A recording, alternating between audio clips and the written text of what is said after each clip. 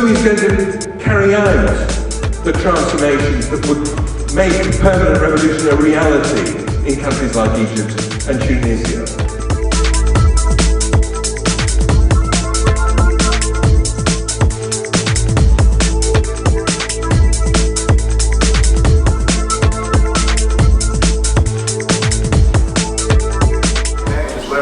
Good afternoon. I'm very happy to be here, and I want to thank the organizers for inviting me. It's almost a tradition now that we try and highlight the issue of Palestine within the framework of Marxism today, year after year, which is both a testimony to the commitment of socialists, Marxists and communists around the world for the issue of Palestine, but unfortunately it also testifies to the lack of progress on so many aspects of the Palestine question, that this question comes back again and again. And I always feel humbled in moments like this when one thinks that there is something new to be said, as if there is a new input that wasn't there before, or a new perception or even epiphany that somehow escaped us in the last 60, if not in the last 100 years, about Zionism, Israel, and Palestine. And the bad news is, of course, that whatever we were saying, that's new. Lecture on Palestine with echo. That's something nice. Sorry? Oh, not loud enough. Okay. I warm up. That's not the important part. Okay. Okay. So unfortunately the basic elements, constitutive elements that make the Palestine question, both the analysis, the prognosis, the various contradictions and gaps which determine the quality of life for people on the ground and determine the quality of life for people on the ground for more than 100 years, have not altered significantly last year as they did not alter significantly the year before. There is in the air, and I noticed it also from the various lectures that are being, and talks and meetings, even in this conference, there is something in the air which is connected to the Arab revolutions, which gives one hope that something more dramatic and fundamental is going to change on the ground in Israel and Palestine as well. Time will tell whether this is so or not. And there is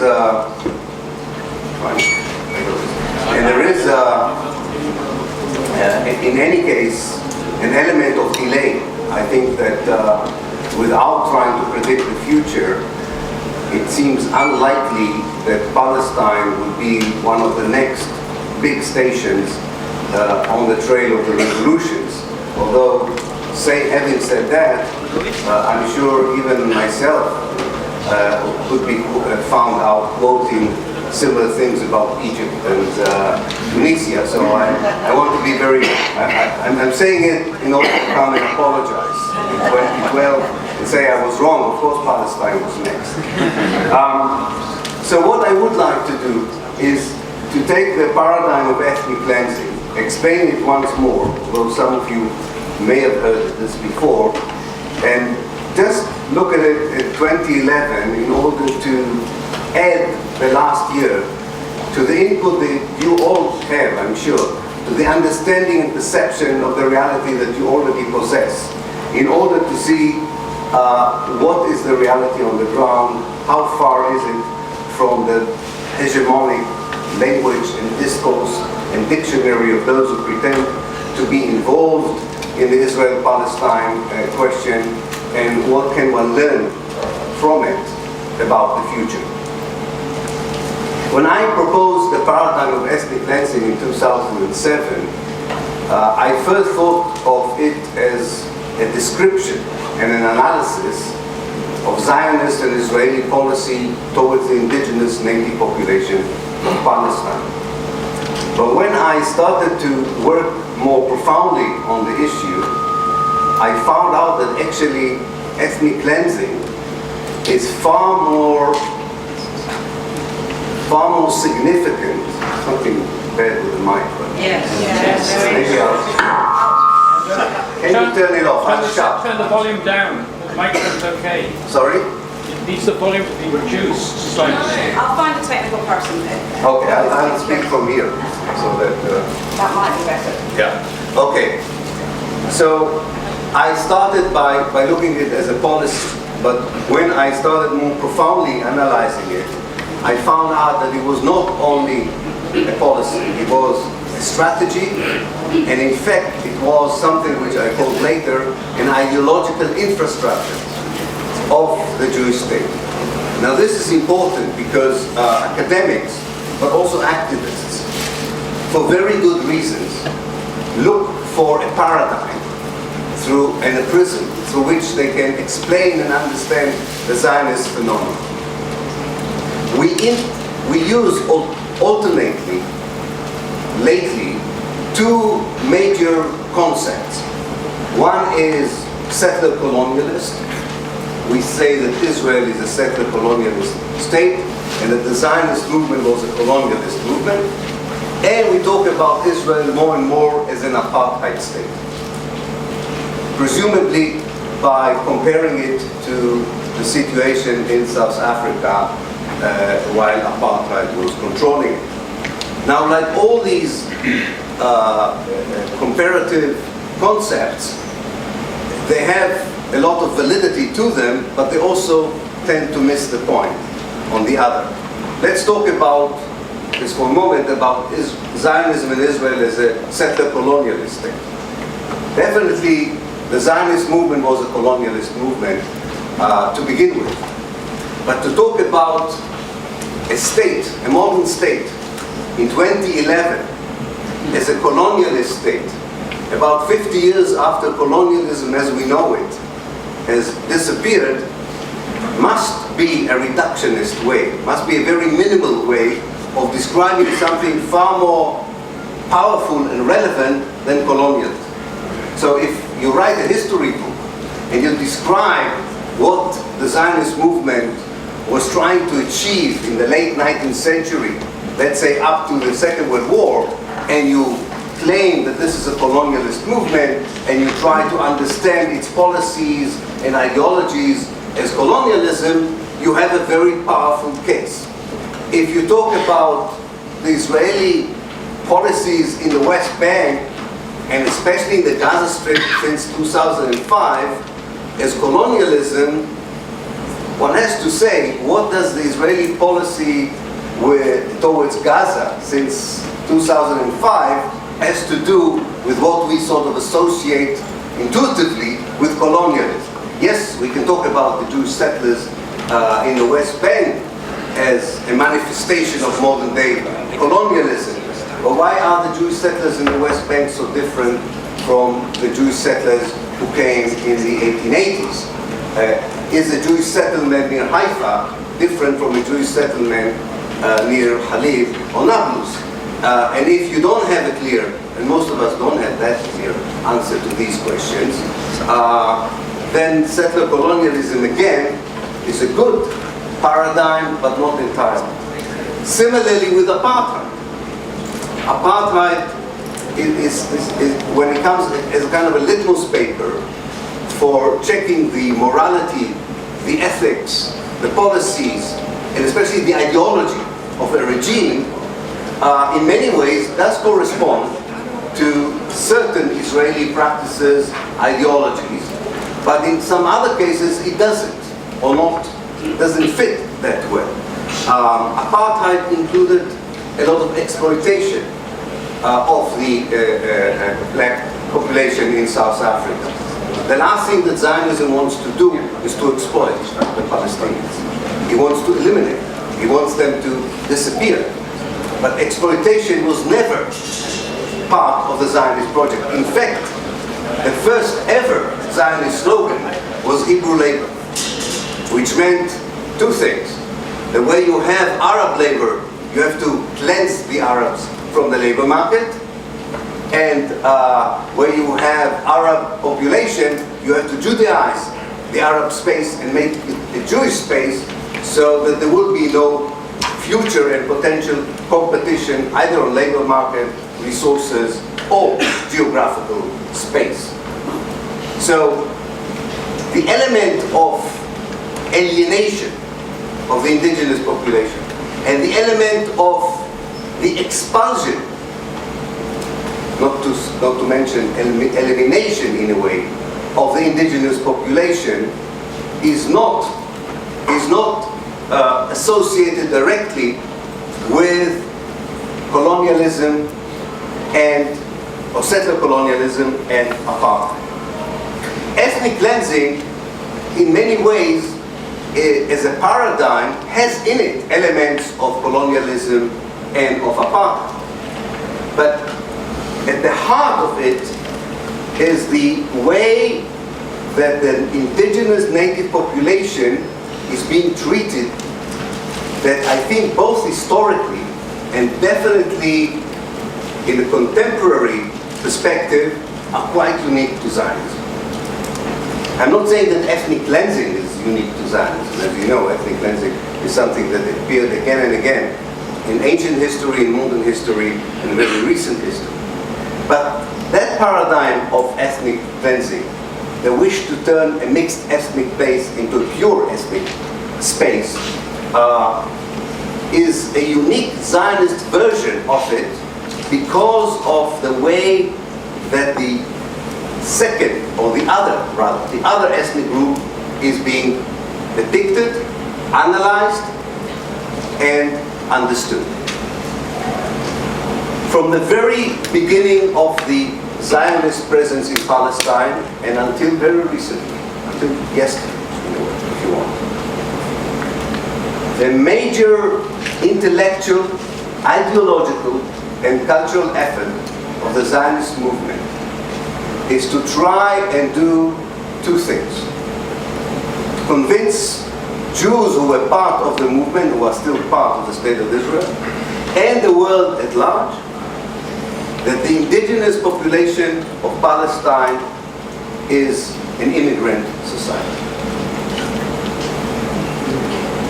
This was not so clear in 1882 because the issue of immigration was not part of the Western agenda. So the major effort was there then to convince the community itself and then the world at large that whoever was present in Palestine when the early Zionists arrived was an alien to the land, was a foreigner. This was an intellectual effort, this was an academic effort, this was a political effort. Now, I stress this because the balance of power between 1882, at least until 1948, was such that you could not implement this idea that the native population is alien and strangers by force. The balance of power was such that the only thing the historian can extract from that period between 1882, the beginning of the Zionist movement, until 1948, are the conceptualization, the perception of the local Palestinians, rather than proof for actual policy that alienates the indigenous population. But what is impressive in a way is how encompassing this idea was.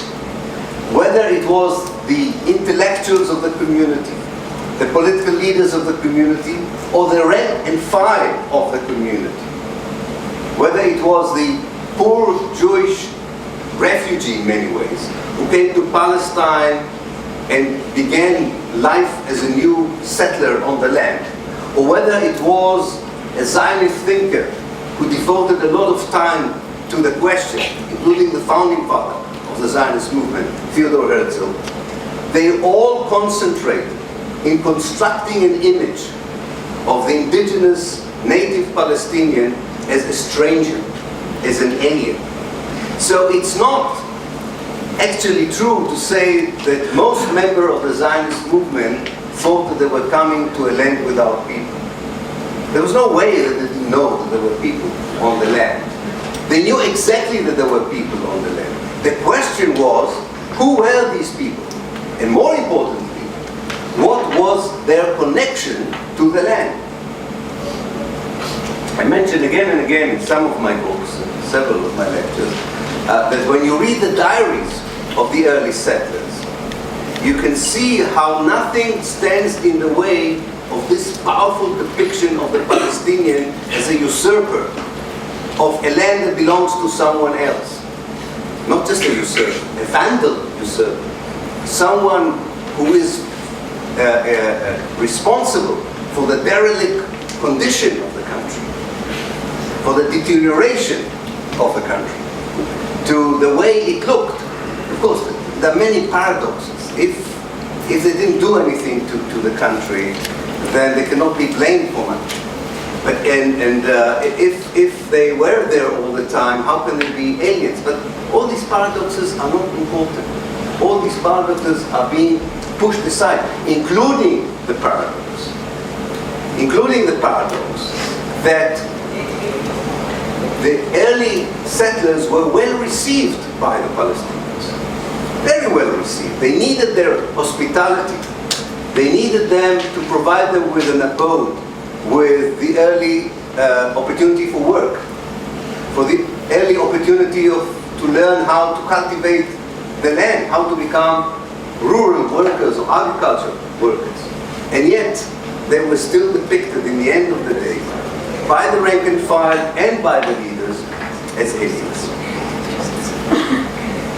The depiction of the Palestinians as alien and as usurpers of the land, as foreigners on their own land, ceases to be an abstract idea in 1937, 1938. Up to 1937, 1938, this whole process is abstract. I wouldn't say intellectual, although part of it is intellectual, but most of it is actually very emotional more than anything else. Up to 1937, the leadership of the Zionist movement did not push its community to seriously deal with the issue of what would be the fate of the Palestinian community of the Palestinian population in Palestine. In 1937, for various reasons, which I will not repeat here, but the most important of which was the rise of Nazism and fascism in Europe, and the idea that Zionism almost vindicated itself as a solution for the Jewish problem in Europe by the events in Europe. And therefore, if anybody had, and some people did have, like Martin Buber and others, had any hesitation about this depiction of the native population, they were all disappeared in the name of survival, in the name of the urgency created by the rise of Nazism and fascism in Europe. And the second issue that pushed this transition from conceptualization into real policy was the response of the Palestinian community itself. It's quite known, but I think not yet well researched. How long did it take to the Palestinian community, its leaders, its educated elites, its members, to understand the danger that Zionism constituted for the existence of the Palestinians? And that, before that, the realization materialized that they are facing an existential danger, they tried all kinds of things, including the idea of maybe cooperating with the new settlers, or with the British government that became the ruler of the land. In 1936, 1937, at least most Palestinians who were active politically decided that the time has come to challenge both British policy and to face the danger of Zionism.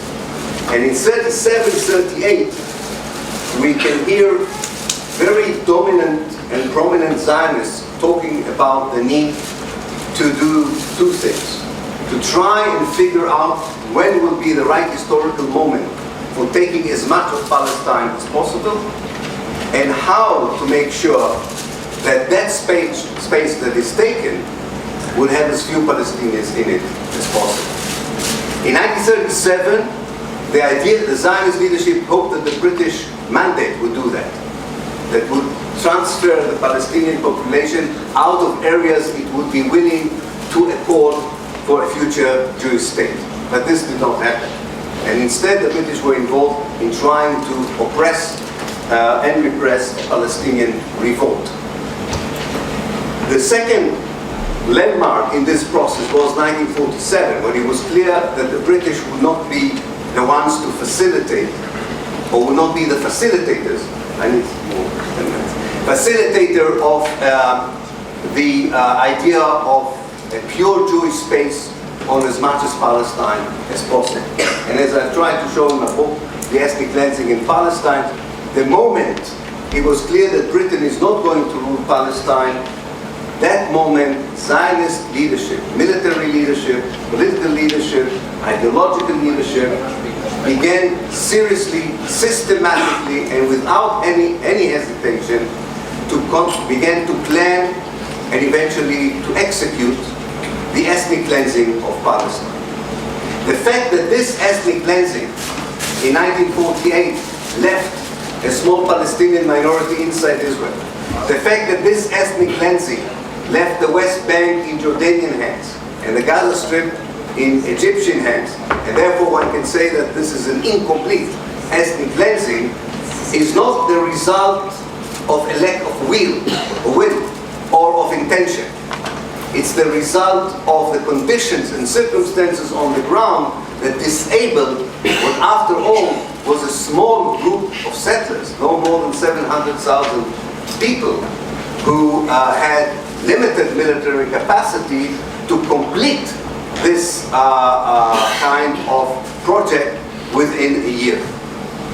And this is why today in Israel you can hear my former colleague Benny Morris saying, and the head of the of the Department of Law in Haifa University, and some other good liberal Zionists saying, had the Zionist movement been more efficient and successful in 1948 and had occupied the whole of Palestine and expelled all the Palestinians, we would not have had today the Arab-Israeli conflict. And they mean it both ethically, morally, and logically. And this is at the heart of what I call the ideological infrastructure from 1948 until today. At the heart, and with this I strive to conclusion, at the heart of the Israeli ideological infrastructure, and I know it sounds very reductionist, it sounds very narrow, and that doesn't mean that there are not other facets of life in Israel, and there are not even other aspects to what we call Zionism. But when it comes to the indigenous native population of Palestine, surprisingly the story is simple, brutally the story is cynical, criminal, and immoral. And there's no way around it. And the whole Israeli attempt to claim that there are innuendos in it, that there are internal debates of Jews around the world to say that they can see the two sides of the ethical question.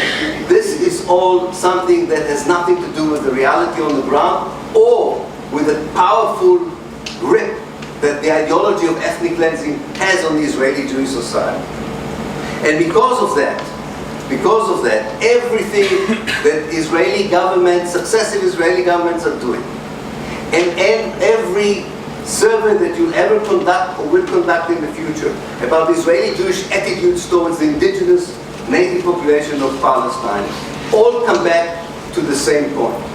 And the point is that there is a supreme value in Zionist ideology as it materialized and as it developed in Palestine ever since 1948. Jewish supremacy, exclusivity, and control over space and demography is a supreme value that takes over any other value, that pushes aside any other values that people might believe in, such as human rights, civil rights, the wish to be a democracy or the wish to be a socialist country. It doesn't matter. That's why it penetrated the Israeli Communist Party. That's why there were so many Zionists among the communists, the Jewish communists. It's so powerful that if you're not aware of it, you can still be a member of the Communist Party and be a Zionist. It's possible. We've seen weirder things in communist parties.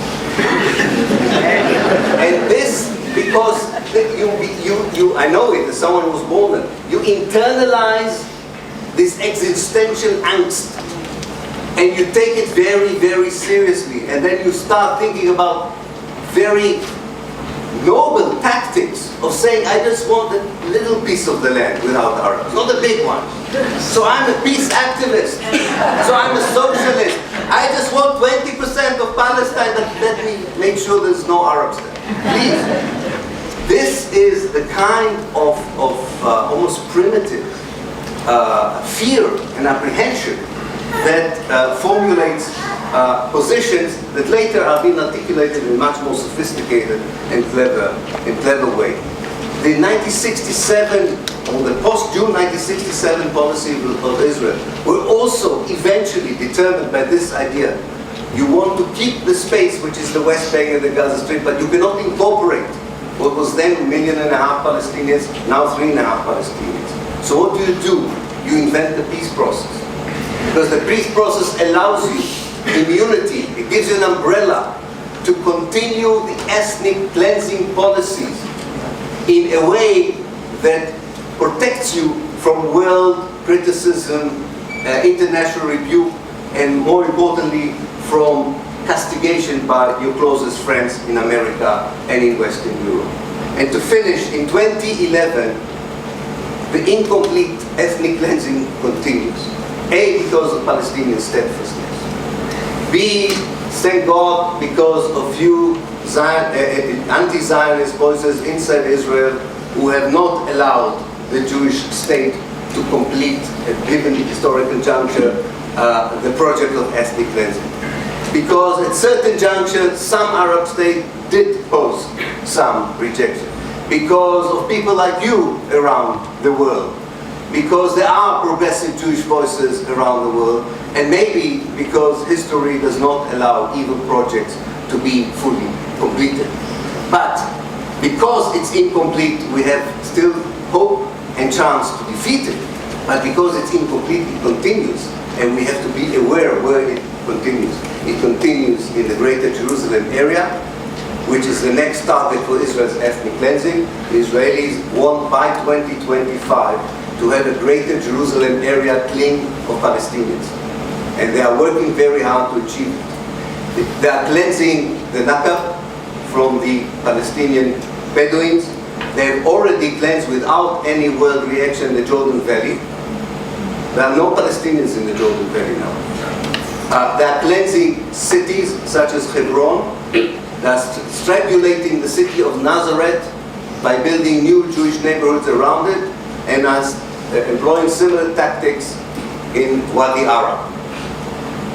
Namely, all over what used to be mandatory Palestine, many ethnic cleansing operations continue. While we keep talking about the peace process that goes nowhere, while we are sometimes distracted naturally to other areas of confrontation between Israel and the Palestinian issue, in Gaza, on the border of Syria, but we should never, for 1 minute, take our eyes off the major target of a modern state in 2011. And the target is to complete the destruction, the dispossession, and the ethnic cleansing of the indigenous population of Palestine. This was the inevitable result of the Zionist colonialism. Became a vision, and it's only when this is analyzed properly that it can be fully and successfully confronted. Thank you very much.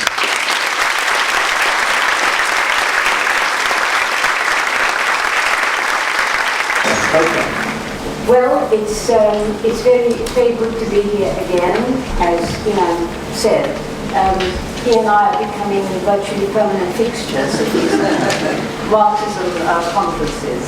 Now, I'm speaking to you as one of the ethnically cleansed that Ilan has been working on so well and for so long. My family was ethnically cleansed from Jerusalem in 1948, and I have spent most of my life living away from my homeland in this country by an accident of fate, which I won't tell you anymore, because you must read my memoir, it's certified. Now, I want to really talk about this from the point of view of a Palestinian, because of course it's been very, very fascinating to analyze and talk about Zionism and what Zionists were thinking and what motivated them and so on and so forth. But of course, the people on whom the effects of Zionism were visited, the Palestinian people, had a different perspective.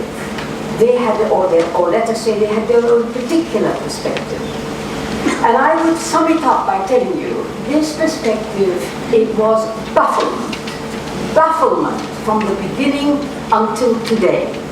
The bafflement which did not understand why people who came from overseas, from abroad, to Palestine, starting in 1880, why they were possessed of an idea which to all intents and purposes seemed insane, which contradicted reality, which was blind and deaf and was living in a total state of denial.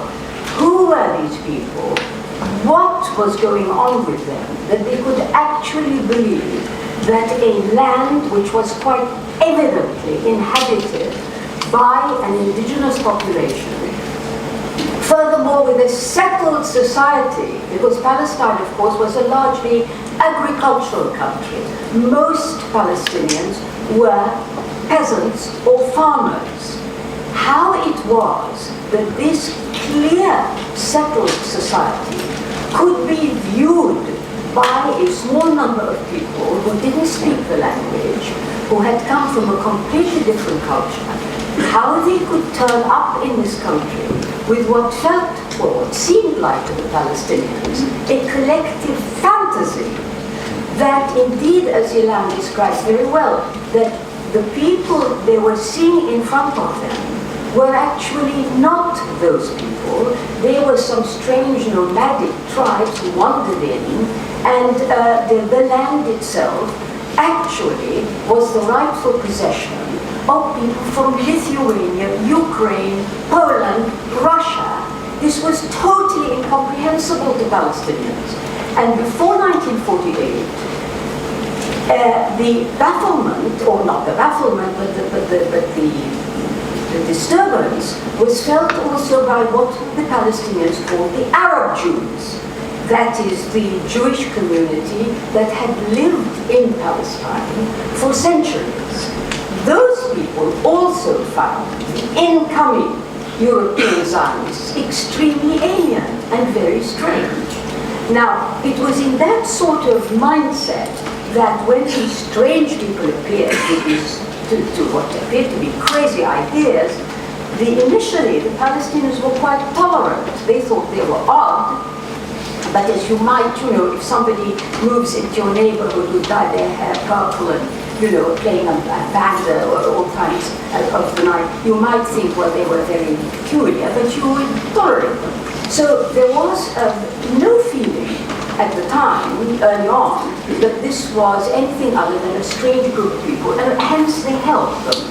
They saw nothing in it. In fact, the large village of Tulkarm, where my family originates, very early on had a couple of settlements in the vicinity, and the settlers would come over to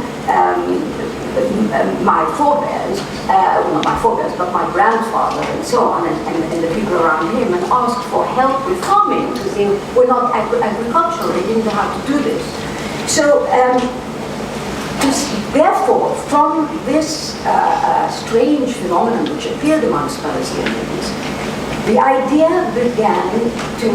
Palestinians began to become aware that this was not just a group of loonies, but these were a group of loonies who were very dangerous, because these loonies were supported by the imperial power that was ruling Palestine.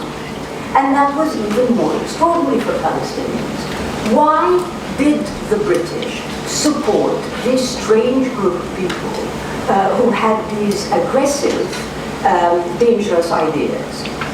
Over time, the penny began to drop, and Palestinians began to understand that whether these were loonies or not loonies, whatever they were very dangerous, and they had to be stopped. Something had to be done. And you know, this rest of that story we don't have time to go into, because I think it's known to a lot of you, and Ilan has said something about it. The riots and the disquiet, the unrest, the anxiety felt by lots of Palestinians that they were being taken over, and the taker was being assisted by the power that ruled them, and that was Britain. So in this way, we come to the tragedy of 1948. And of course, the ethnic cleansing that occurred in 1948 was an ethnic cleansing of a very specific type. Not only did it expel people, human beings, not only was it a physical ethnic cleansing, it was also a cleansing of the history of the Palestinians, of the memory of Palestinians, of the very presence of Palestinians. And this was done very efficiently.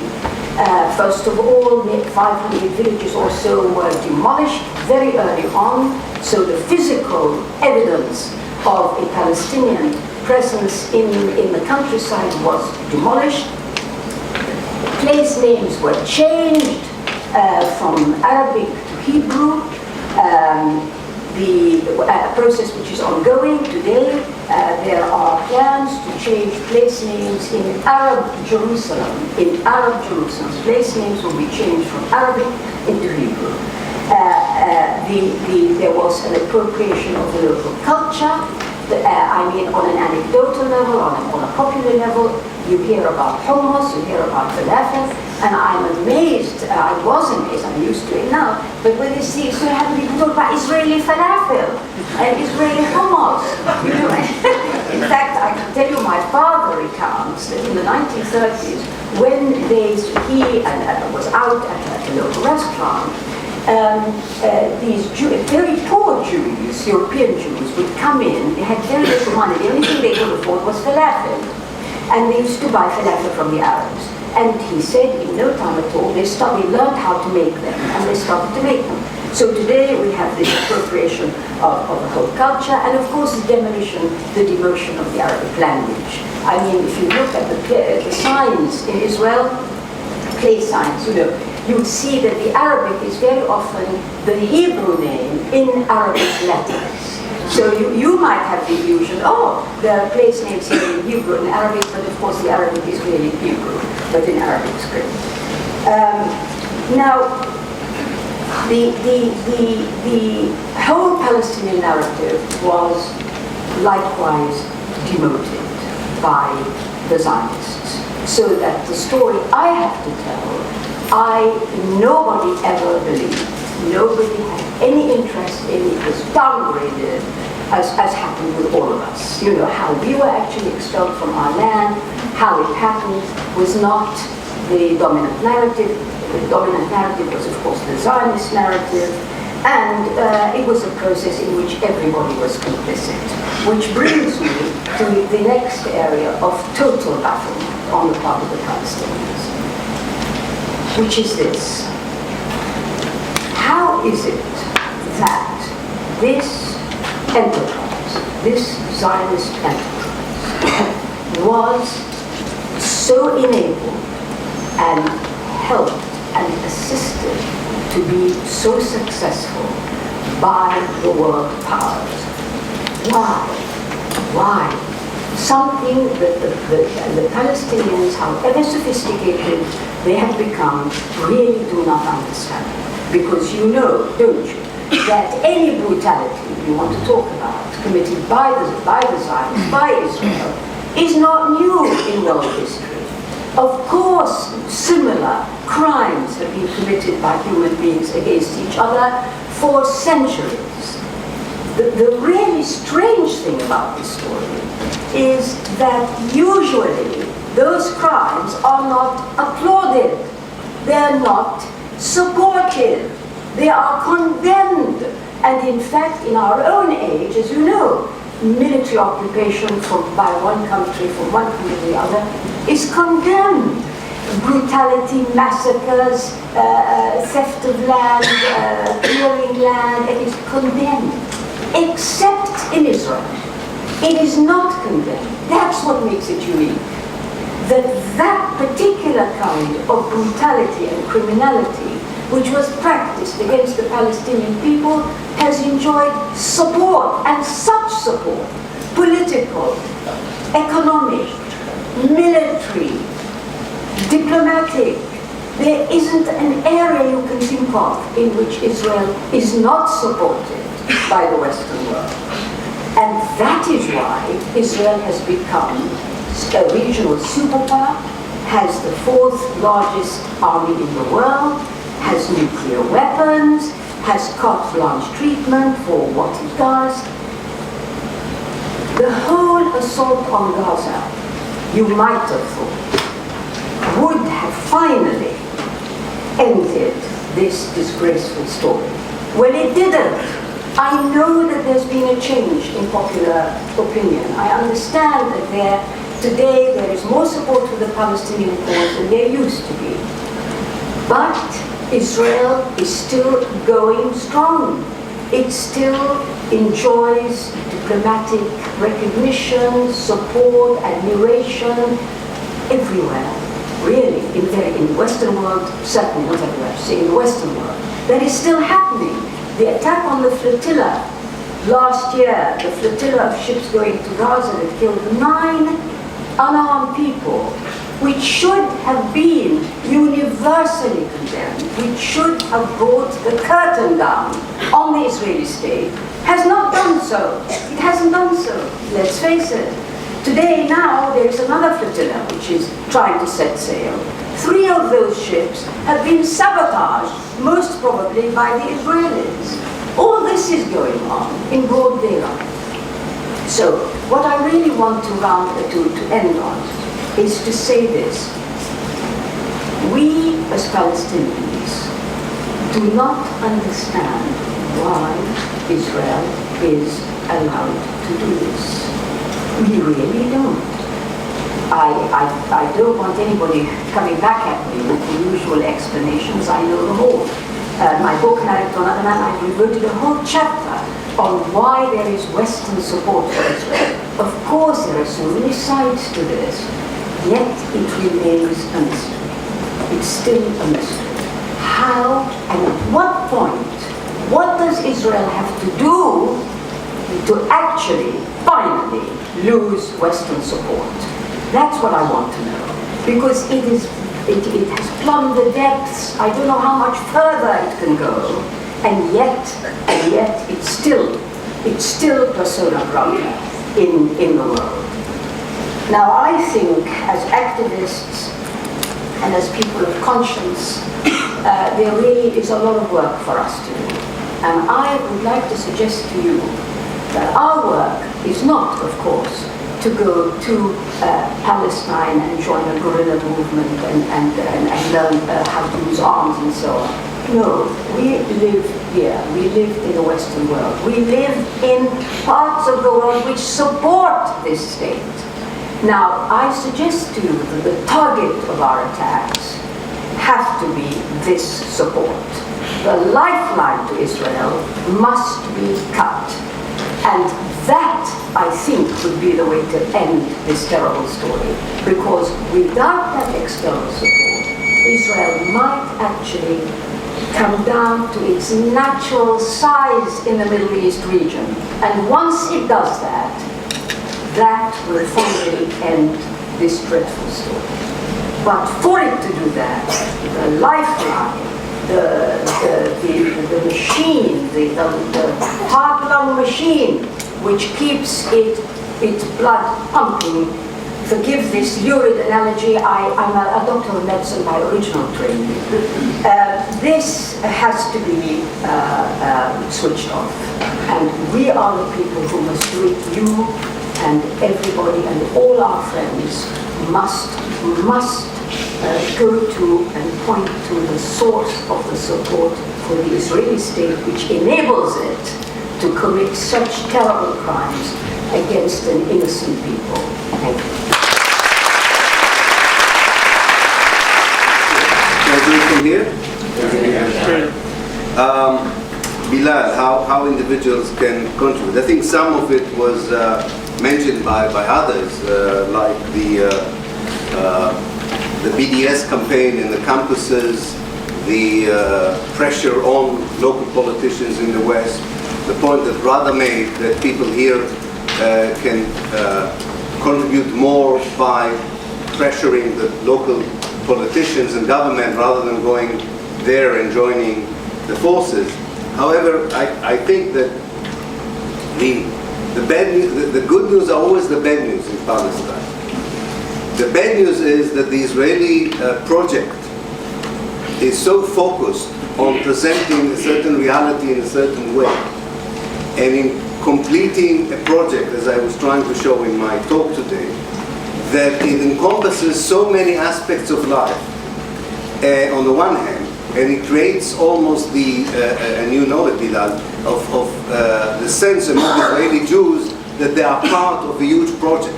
I mean, most Israeli Jews don't think that they're just citizens. They think that they are messengers, especially when they go out of the boundaries of the state. And nowadays, if they forget about it, they cross, as everybody can see in Ben Gurion Airport, they cross the new section where you can get the material for Brand Israel, the new anti-legitimization effort by the Israelis. And therefore, I think, every individual can, according to their own capacity, challenge so many aspects of the Israeli propaganda machine and feel that he or she are contributing to this struggle, apart from the massive movement that is needed for the BDS and for the solidarity for the Palestinians. Whether this is in terms of information, whether it is in terms of protest, and whether it's a term of activism on the ground, but exactly how each individual is really according to where you are and the capacity. What I would say, only one thing, if we are, I'm not sure we are all even in this room are in agreement, but even if in this room we are in agreement that we don't buy even one section in the story that was being told to us, let's say ever since Oslo, if we don't buy into the two-state solution, if we don't buy into the idea that Israel is a liberal democracy, if we don't buy into the idea that there are innuendos and complexities in the Israeli positions towards the Palestinians, if we are accepting that in the case of the Palestinians we are facing something which is ideologically evil, morally contemptible, and politically objectionable, then I think as individuals there's a lot we can do. But once we have these debates that somehow, and I think they all stem from, and this was part of my debate with Chomsky in the book, they all stem from the ability of the Israelis to convince even someone, intellectuals like Chomsky, that there is something more to Israel than meets the eyes. Maybe you have to be born there like I do, to know, no, there isn't something more than meets the eyes. It doesn't want to see the Palestinian as part of its future. It's simplistic, and it uses the most complex, sophisticated means to make it a reality. BDS, again, I think Noam in our joint books brings some good counter arguments, if one can put it this way, against a boycott, that surprisingly, I much more have to do more with worrying about the people who would suggest them inside Israel, which is not really a valid point to my mind. And secondly, about the pragmatism and the reality of the feasibility of this. I always say that if you really test whatever you do for Palestine in terms of feasibility, you can stay at home. The balance of power and the forces of history you are fighting against. In Europe, it's the Holocaust. In America, it's the combined forces of Christian Zionism, Jewish lobby, and the cooperation of military and industrial complexes. Now, if you try to assess it in realpolitik terms, and in cases of feasibility, you might as well join the Eritrean liberation movement and forget about Palestine. The historic Orthodox, the Hasidic. You know, I don't think we have time for eccentricities anymore, really. I mean, Palestinians are suffering on the ground. People are being killed. People are about to be killed. There is a great urgency to stop Israel from completing the final stage. I do think that the left, the secular forces, with all due respect to any other forces in the world, are the ones who should lead the way and find a modern day answer to a modern day state that wants to eliminate an indigenous people. Anything that has to do with God, with all due respect to him or her or both, is something which we will have to interact with others who believe in it.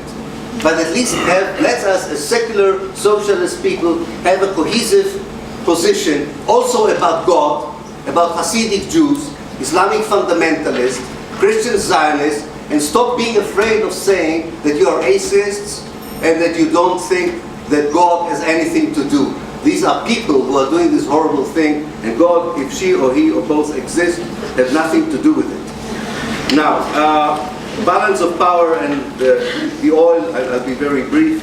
I wish it was only oil, but I agree with you about the Arab Revolution.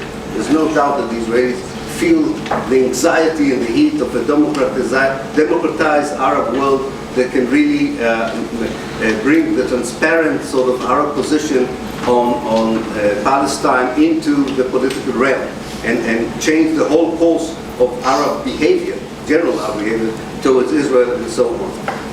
I do beg to differ about America after visiting the place too many times. It's not just about oil. I wish it were just about oil. I think we have much more work to do.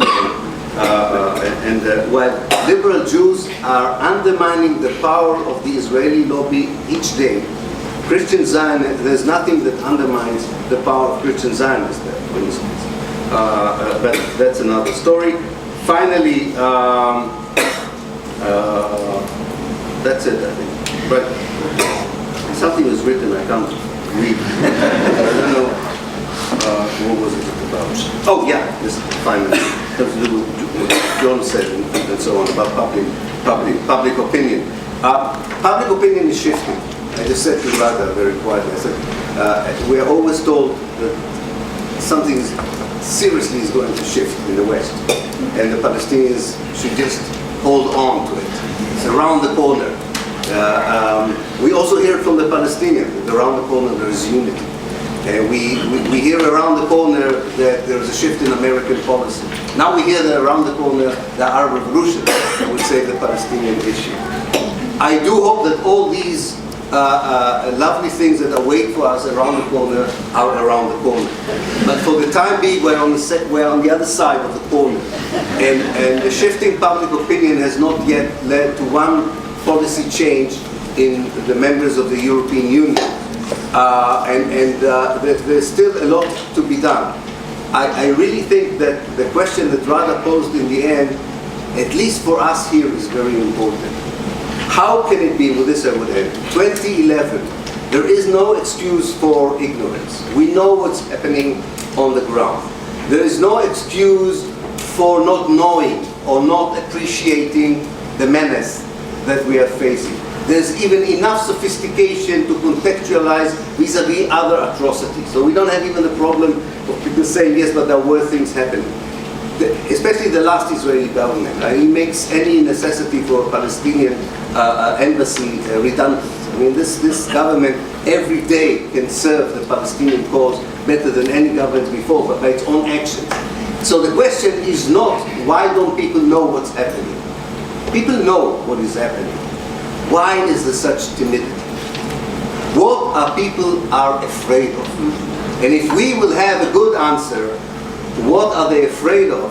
And why the fact that so many of us in the campuses and the trade unions are not afraid of, why does that not affect the politicians who make the decision? Maybe it has to do with the fact that we have to salvage politics from the hands of politicians.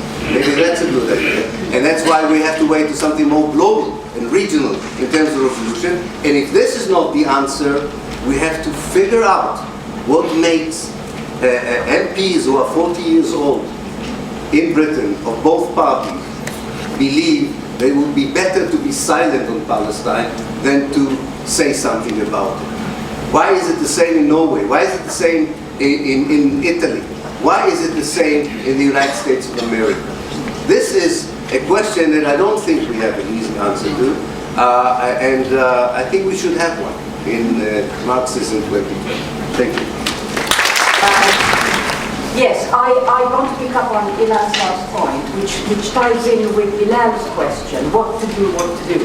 Look, there really is something more than this government I talked about, and that John was offering, of course, a very cogent explanation for why is Israel supported, and this whole question of imperialist interests that Israel has served and so on. I have never felt this was enough, because the extraordinary intimidation that Israel and its supporters have been able to create has become part of the culture, and that I find very frightening. So the question, why don't MPs, people in ordinary life, people in public positions who know very well that something is not right with regard to Israel, do not open their mouths and say so unequivocally? Why is that? There is a climate of fear, no question.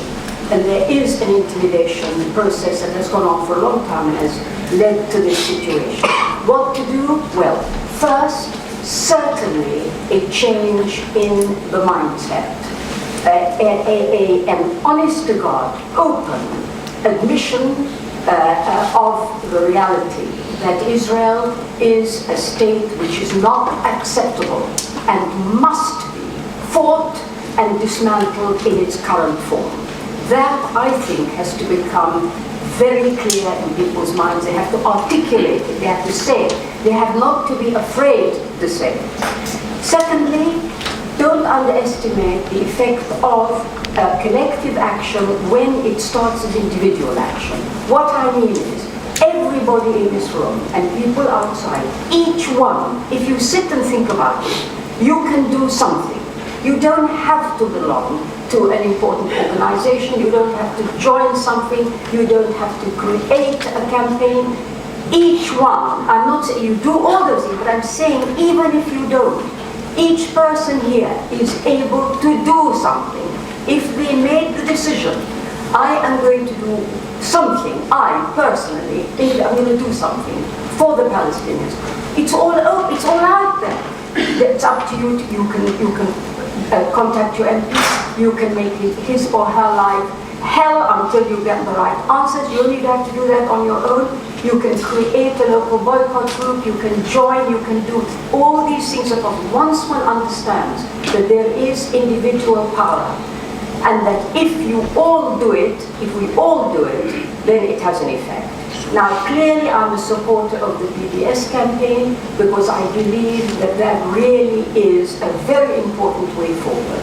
It enables people to express their feelings, to be able to help, to be able to do things, and they can do it in a non-violent, completely peaceful and highly effective way.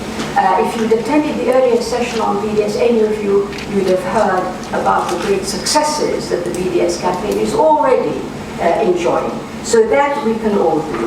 In terms of, just two brief comments, in terms of the oil, this oil and the Arab Revolution.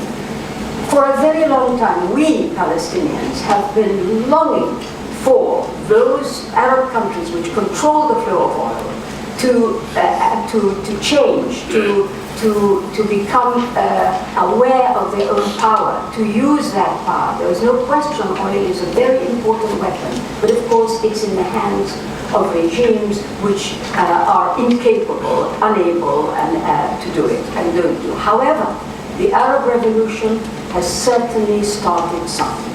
It started something. Now, I can't say, standing here, and I don't think anybody else can, where this process is going to end.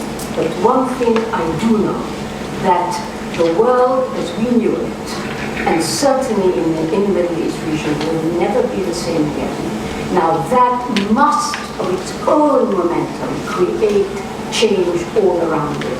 And that is already impacting the Palestinian situation, will go on to do so. How and in what direction exactly where we're going, I don't know. But I know that that is something extremely important, hopeful, and I think we bear that in mind. But never, please, don't ever forget, this enemy is extremely powerful, it's extremely entrenched. Like Ilan Pape, I don't myself buy the story that things have changed so much that Israel is now really going to face something very serious. Israel is very powerful, very entrenched, it's worked on it for years, it's sophisticated, it's strong, must never be underestimated. Therefore, the work is for us to do as if there were no Arab Revolution, as if there were no hopeful sides. We must continue until we get some real proper results.